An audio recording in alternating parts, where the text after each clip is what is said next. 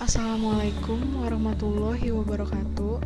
Perkenalkan, kami dari kelompok 10 dengan saya Lydia Setiawati dan rekan saya Duhaika Alisnaini Walagustiani. Izinkan kami mempresentasikan tentang mendukung rekan kerja melalui kerja tim dan komunikasi. Adapun tujuan pembelajaran yang pertama, menjelaskan mengapa dan bagaimana perusahaan memberdayakan karyawan. Yang kedua, menjelaskan perbedaan di antara 5 jenis tim di tempat kerja. Yang ketiga, mengidentifikasi karakteristik tim yang efektif. Yang keempat, merangkum tahap-tahap perkembangan tim. Yang kelima, menghubungkan kepaduan dan norma bagi kinerja tim yang efektif. Yang keenam, menjelaskan faktor-faktor yang dapat menyebabkan konflik dalam tim dan cara-cara untuk memecahkan konflik. Yang ketujuh, menjelaskan pentingnya proses komunikasi yang efektif. Yang kedelapan, membandingkan jenis-jenis komunikasi. Yang kesembilan, menjelaskan komunikasi eksternal dan metode-metode mengelola krisis publik. Yang pertama, memberdayakan karyawan. Pemberdayaan memberikan wewenang dan tanggung jawab kepada karyawan untuk membuat keputusan mengenai pekerjaan mereka tanpa persetujuan dan kontrol manajerial. Pemberdayaan bertujuan untuk menemukan cara baru dalam melaksanakan pekerjaan dan merealisasikan ide mereka. Berbagai informasi dan wewenang pengambilan keputusan. Memberi mereka informasi tentang kinerja finansial perusahaan. Perusahaan seperti Anderson dan Associates yang berbasis di Virginia memberikan laporan reguler kepada karyawannya mengenai informasi finansial yang penting, seperti untung rugi perusahaan. Memberi mereka wewenang yang luas untuk membuat keputusan kerja yang mengimplementasikan visi perusahaan dan strategi kompetitifnya. Bahkan di antara staf non-manajemen, pemberdayaan meliputi keputusan dan aktivitas yang biasanya ditangani oleh manajer. Yang kedua, menghubungkan penghargaan dengan kinerja perusahaan. Rencana kepemilikan saham karyawan. Lebih dari 11 juta karyawan berpartisipasi dalam hampir 10.000 rencana kepemilikan saham karyawan atau Employee Stock Ownership Plans, ESOPs yang bernilai lebih dari 900 juta dolar Amerika Serikat. Memberi karyawan kepemilikan yang mengarah pada potensi keuntungan saat nilai perusahaan mereka meningkat dan memotivasi mereka untuk bekerja lebih cerdas dan lebih keras dibandingkan tanpa ESOPs karena sebagai pemilik bersama, mereka bertanggung jawab atas kesuksesan finansial perusahaan mereka. Sebagai rencana pensiun, ESOP harus sesuai dengan aturan pemerintah yang dirancang untuk melindungi jaminan pensiun. Karena untuk memulai ESOP memerlukan biaya tinggi, perusahaan publik memiliki jumlah rata-rata ESOP sekitar 14.000 karyawan, sedangkan perusahaan swasta memiliki ESOP sekitar 1.500 karyawan.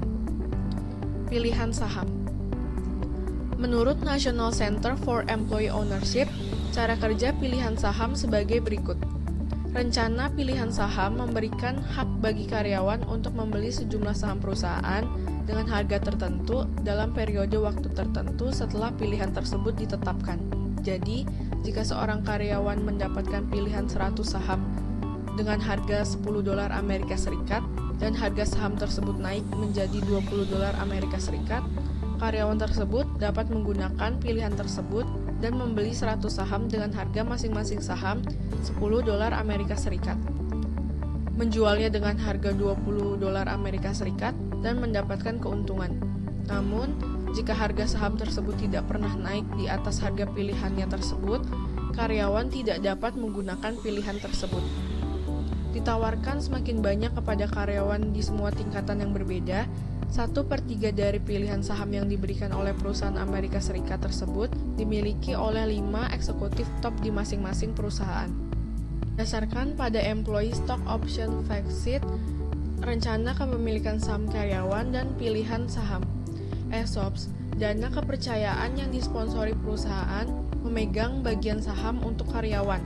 Yang kedua, biasanya diberikan kepada semua karyawan purna waktu. Yang ketiga, pemilik perusahaan membayar bagian saham. Dan yang terakhir, karyawan menerima bagian saham atau nilai saham pada saat pensiun atau meninggalkan perusahaan. Sedangkan pilihan saham, perusahaan memberikan pilihan kepada karyawan untuk membeli sahamnya. Yang kedua, dapat diberikan pada satu, beberapa, atau semua karyawan. Yang ketiga, karyawan membayarkan sejumlah harga untuk mendapatkan pilihan tersebut, dan yang terakhir, karyawan menerima bagian saham ketika atau dan jika mereka memutuskan pilihan tersebut, biasanya selama periode tertentu. Selanjutnya, tim-tim. Tim adalah sekelompok orang dengan keahlian komplementer yang berkomitmen pada satu maksud, pendekatan, dan sejumlah tujuan. Semua anggota tim sama-sama saling bertanggung jawab atas pencapaian tujuan. Tim adalah salah satu topik yang paling sering dibahas dalam program pelatihan karyawan, di mana individu belajar cara bekerja dengan individu lain. Kemampuan untuk bekerja dalam tim sering ditekankan selama proses perekrutan, dengan mengajukan pertanyaan mengenai pengalaman sebagai anggota tim sebelumnya. Mengapa? Karena perusahaan ingin mempekerjakan orang-orang yang dapat bekerja dengan orang lain dan mengumpulkan bakat dan ide mereka untuk memperoleh pencapaian yang lebih baik secara bersama-sama dibandingkan yang dapat mereka capai secara sendiri-sendiri. Tim kerja adalah sekelompok karyawan permanen dengan keahlian komplementer yang melakukan pekerjaan harian organisasi. 2/3 dari perusahaan Amerika Serikat saat ini menggunakan tim kerja atau work team yang merupakan kelompok karyawan permanen. Ada 5 jenis tim. Yang pertama, tim yang dikelola secara mandiri, yaitu tim yang diberdayakan untuk memutuskan bagaimana mereka menyelesaikan tugas hariannya. Yang kedua, tim fungsional silang, yaitu tim yang terdiri atas anggota-anggota dengan fungsi atau bagian perusahaan yang berbeda. Yang ketiga, tim virtual, yaitu kelompok pekerja yang tersebar secara geografis dan atau secara organisasional yang menggunakan kombinasi teknologi, telekomunikasi, dan informasi untuk menyelesaikan tugas organisasional.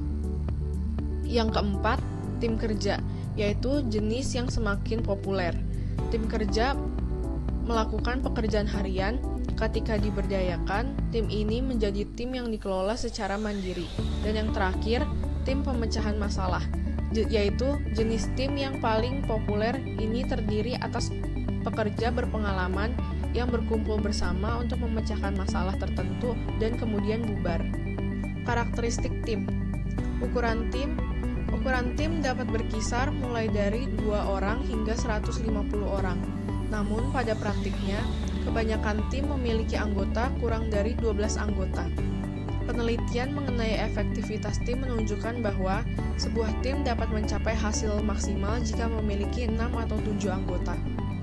Partisipan dalam tim kecil beranggotakan 2 atau 4 orang seringkali menunjukkan keinginan untuk dekat dengan anggota lain. Mereka cenderung menyukai interaksi informal yang dicirikan dengan diskusi topik personal, dan mereka tidak banyak memberikan tuntutan kepada pimpinan tim mereka. Tim level atau tim diversity. Tim level atau level tim adalah tingkatan kemampuan, pengalaman, kepribadian, dan faktor lain dalam sebuah tim. Perusahaan mempertimbangkan tim level ketika mereka memerlukan tim dengan keterampilan atau kapabilitas tertentu untuk melakukan pekerjaan dengan baik. Tim diversity atau ragam tim mempresentasikan varian atau perbedaan kemampuan, pengalaman, kepribadian, atau faktor lain dalam sebuah tim. Dengan kata lain, tim yang kuat tidak hanya memiliki anggota yang berbakat. Kekompakan dan norma tim. Kekompakan tim adalah tingkat di mana anggota tim merasa tertarik dengan tim tersebut dan termotivasi untuk tetap menjadi bagian dari tim tersebut. Kekompakan ini biasanya meningkat ketika anggota tim sering berinteraksi, memiliki sikap dan tujuan yang sama, serta menikmati waktu bersama.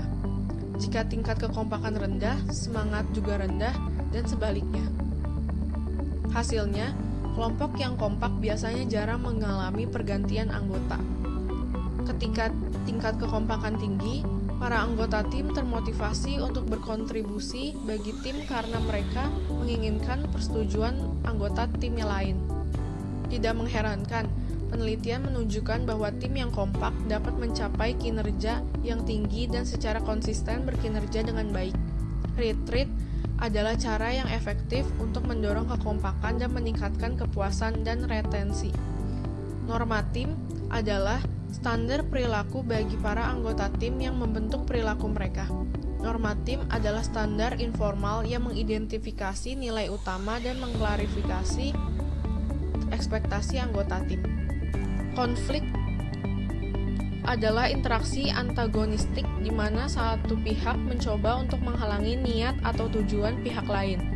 Penyebab utama konflik tim adalah perselisihan mengenai tujuan dan prioritas tim. Penyebab lainnya meliputi perselisihan mengenai isu yang terkait dengan tugas, ketidakcocokan antar pribadi, kelelahan, dan keragaman tim. Konflik kognitif yaitu konflik yang berfokus pada perbedaan pendapat mengenai masalah dan mengatasi perbedaan ini dapat meningkatkan kinerja tim. Konflik afektif yaitu konflik yang merujuk pada reaksi emosional yang dapat muncul ketika perselisihan menjadi masalah personal bukannya profesional, dan perselisihan ini mengurangi kinerja tim. Ada 5 tahap pengembangan tim. Yang pertama, pembentukan, yaitu orientasi, perkenalan, pemimpin, memfasilitasi pertukaran sosial. Yang kedua, storming, yaitu konflik, perselisihan pemimpin mendorong partisipasi, perbedaan muncul. Yang ketiga, pembuatan norma, yaitu menetapkan aturan dan membangun kekompakan pemimpin, membantu mengklarifikasi peranan, norma, dan nilai tim. Yang keempat, pelaksanaan, kerjasama, pemecahan masalah, pemimpin memfasilitasi penyelesaian tugas.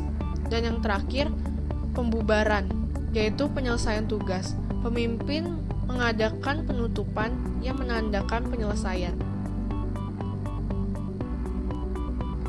Pentingnya komunikasi yang efektif. Komunikasi adalah pertukaran informasi yang bermakna melalui pesan. Manajer menghabiskan 80% waktu mereka, 6 jam dan 24 menit dari 8 jam kerja untuk berkomunikasi secara langsung dengan orang lain, baik itu melalui telepon, rapat, surel, maupun percakapan individu.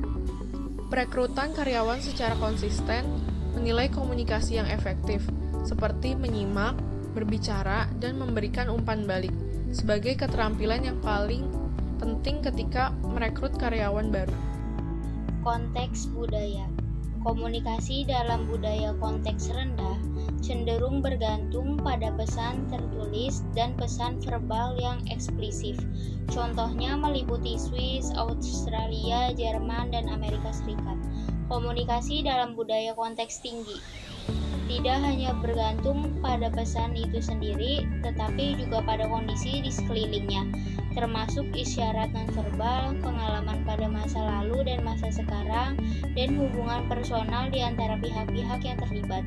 Contohnya seperti Jepang, Amerika Latin, dan India.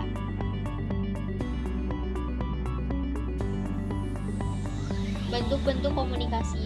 Yang pertama, komunikasi lisan, yaitu komunikasi yang dilakukan melalui ucapan. Contohnya, percakapan pribadi, pidato, rapat, pesan suara, percakapan telepon, dan konferensi video.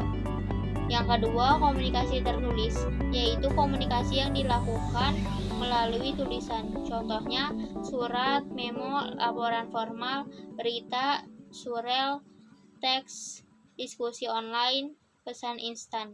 Yang ketiga, komunikasi formal, yaitu komunikasi yang dilakukan melalui rantai komando dalam organisasi ke anggota lain atau orang-orang di luar organisasi tersebut. Contohnya internet, memo, laporan rapat, proposal tertulis, presentasi lisan, berita rapat eksternal, surat proposal tertulis, presentasi lisan, pidato, berita, konferensi pers. Yang keempat, komunikasi informal, yaitu komunikasi yang dilakukan di luar jalur formal tanpa memandang hierarki wewenang organisasi.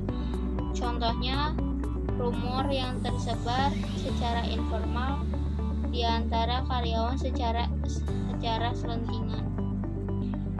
Yang kelima, komunikasi nonverbal, yaitu komunikasi yang dilakukan melalui tindakan dan perilaku bukannya kata-kata.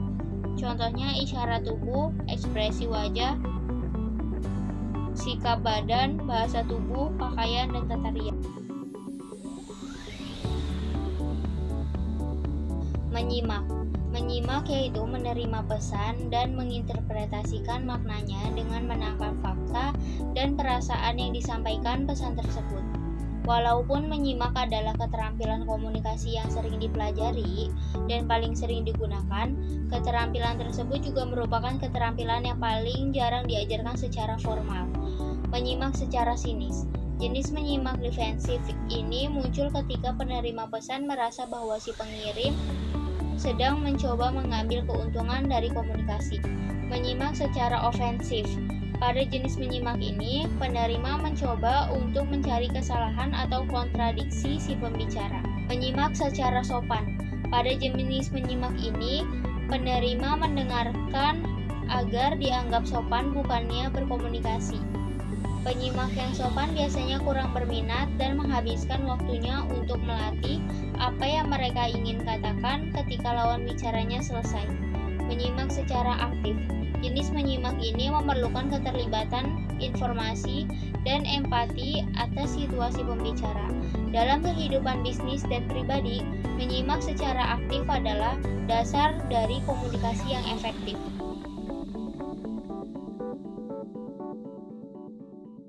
Komunikasi tertulis. Jalur komunikasi tertulis meliputi laporan, surat, memo, diskusi online, surel, dan media sosial. Hanya saja jalur ini tidak menghasilkan umpan balik langsung, tetapi memungkinkan pesan tersimpan. Proses penulisan dokumen formal meliputi perencanaan, riset, organisasi, komposisi, desain, serta revisi. Komunikasi tertulis melalui surel dapat berbentuk tulisan yang tidak terlalu formal, termasuk kalimat, frasa, dan daftar pendek. Surel dapat menjadi jalur komunikasi yang efektif, terutama untuk menyampaikan pesan dan informasi yang langsung pada intinya. Namun, efektivitas surel juga dapat menyebabkan timbulnya masalah. Banyak karyawan yang merasa waktu mereka habis untuk bertukar surel. Masalah lain terkait surel adalah keamanan dan retensi.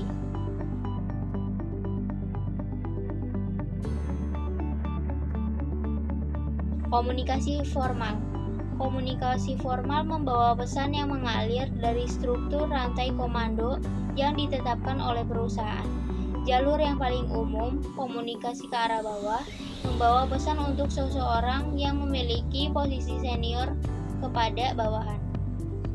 Banyak perusahaan yang juga menggunakan jalur formal untuk berkomunikasi dengan atasan, komunikasi ke arah atas.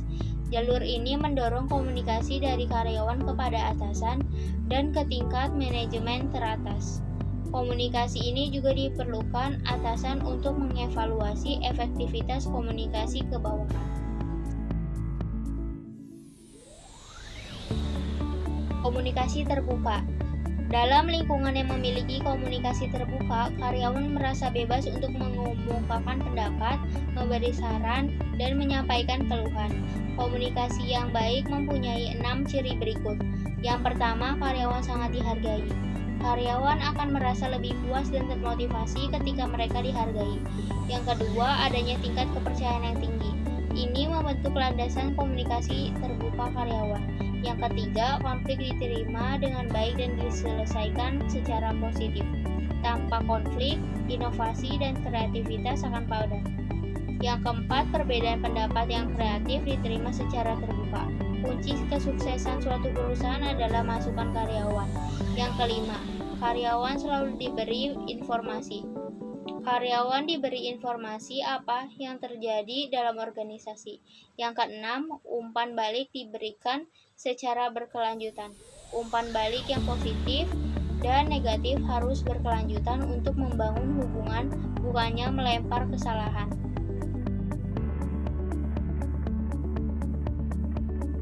Komunikasi informal. Jalur informasi informal membawa pesan di luar jalur formal dalam hierarki organisasi. Contoh umum jalur informal adalah grafivin, adalah jalur internal yang menyampaikan informasi dari sumber tidak resmi. Grafivin menyebarkan informasi secara cepat dan dapat dipercaya. Sebaliknya, komunikasi harus dikelola secara efektif sehingga grafivin bukanlah sumber informasi utama. Spontanitas komunikasi informal dapat berkurang ketika karyawan perusahaan tersebar di banyak lokasi. Karyawan yang bekerja dari jarak jauh atau sering melakukan pekerjaan dapat kehilangan kesempatan untuk membangun hubungan kerja yang lancar atau bertukar ide.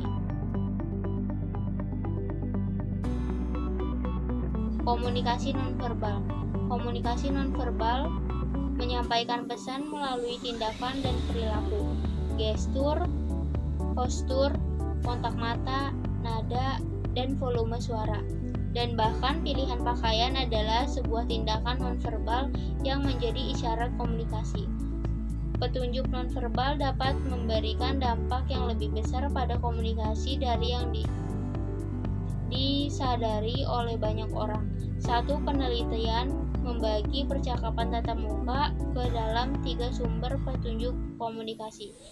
Yang pertama, petunjuk verbal, yaitu kata yang diucapkan. Yang kedua, petunjuk vokal, yaitu nada suara seseorang dan ekspresi wajah. Komunikasi eksternal. Komunikasi eksternal adalah pertukaran informasi melalui pesan yang disampaikan antara organisasi dan audiens utamanya, seperti pelanggan, pemasok, perusahaan lain, masyarakat umum, dan pejabat pemerintah. Kebanyakan perusahaan menggunakan komunikasi eksternal agar operasi mereka tetap berjalan, mempertahankan posisi mereka dalam pasar, dan membangun hubungan dengan pelanggan. Namun, semua ini terancam ketika perusahaan mengalami krisis publik yang mengancam reputasi atau nama baik mereka. Penentu apakah sebuah perusahaan dapat memperoleh kembali kepercayaan atau memperoleh bencana. Komunikasi eksternal. Langkah-langkah berikut harus diambil ketika menghadapi krisis publik. Pertama, perusahaan harus segera memberikan respon. Sebelum berhubungan dengan berita, memberikan pernyataan tertulis tentang apa yang terjadi, bukan penyebabnya. Kedua, tempatkan manajemen perusahaan di depan pers karena publik akan menganggap manajemen yang bertanggung jawab. Yang ketiga, tetap menjelaskan fakta yang ada. Jangan menyimpangkan fakta tersebut. Jika tidak tahu, jangan berspekulasi. Jangan membuat Anda tampak berbohong. Yang keempat, jika Anda tidak tahu, katakan bahwa Anda akan menyelidikinya. Anda tidak harus tahu jawaban pertanyaan tersebut. Yang kelima, jangan pernah mengatakan tidak ada komentar. Dianggap sebagai pernyataan bersalah. Yang keenam, cari tahu audiens Anda dan bicaralah kepada mereka. Anda dapat berbicara lebih efektif kepada audiens dengan menggunakan citra visual atau kata-kata, bukannya fakta. Yang terakhir, akui permasalahan dan jelaskan solusinya. Sekian presentasi dari kami, kurang lebihnya mohon maaf. Wassalamualaikum warahmatullahi wabarakatuh.